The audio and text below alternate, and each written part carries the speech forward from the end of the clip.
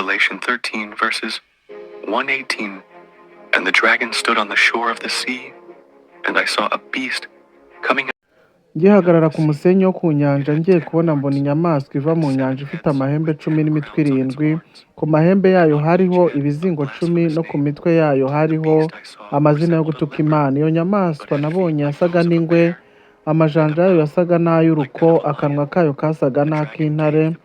Cya kiyoka kiyiha imbaraga zacyo n'intebe yacyo y'ubwami n'ubutware bukomeye. Nuko mbona umwe mu mitwe yayo isa n'ikomeretse uruguma rwica, ariko urwo ruguma rwawishe rurakira. Abari mu isi yose bakurikira iyo nyamaswa bayitangarira. Baramya icyo kiyoka kuko cyahaye iyo nyamaswa ubutware bwacyo. Baramya n'iyo nyamaswa bati, ninde uhwanye n'iyi nyamaswa kandi ninde ubasha kuyirwanya? Ihabwa akanwa kavuga ibikomeye n'ibyo gutuka Imana, ihabwa no kurama ngo imara amezi 42. Ibumburira akanwa kayo gutuka Imana no gutuka izina ryayo n'ihema ryayo n'ababa mu ijuru.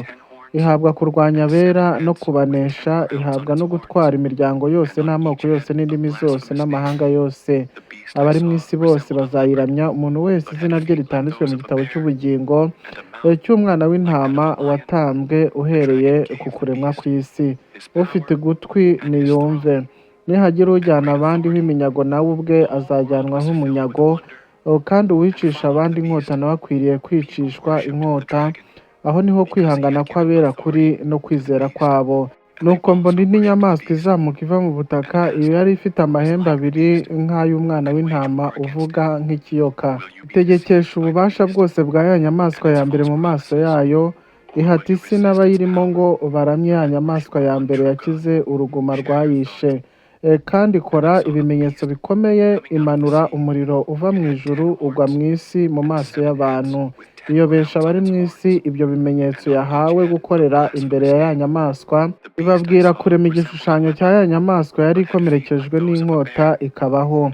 Ihabwa guha icyo gishushanyo cy'inyamaswa guhumeka ngo kivuye kandi cyicishe abatakiramya bose. Itera bose, aboroheje n'abakomeye n'abatunzi n'abakene n'ab'umudendezo n'ab'imbata gushyirwaho ikimenyetso ku kiganza cy'iburyo cyangwa mu ruhanga, kugira ngo hatagira umuntu wemererwa kugura cyangwa gutunda keretse ufite icyo kimenyetso cyangwa izina ry'aya nyamaswa cyangwa umubare w'izina ryayo.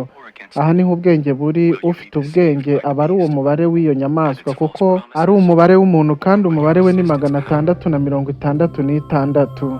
Nk'uko twatangiye tubyumva, ibi byose mwabisanga mu Byahishuwe igice cya 13 uhereye ku murongo waho wa mbere ukageza ku wa 18. Wakoze kubana nanjye ugafata umwanya ugana gutyo ukankurikira. Tuze gusubira mu kindi kiganiro.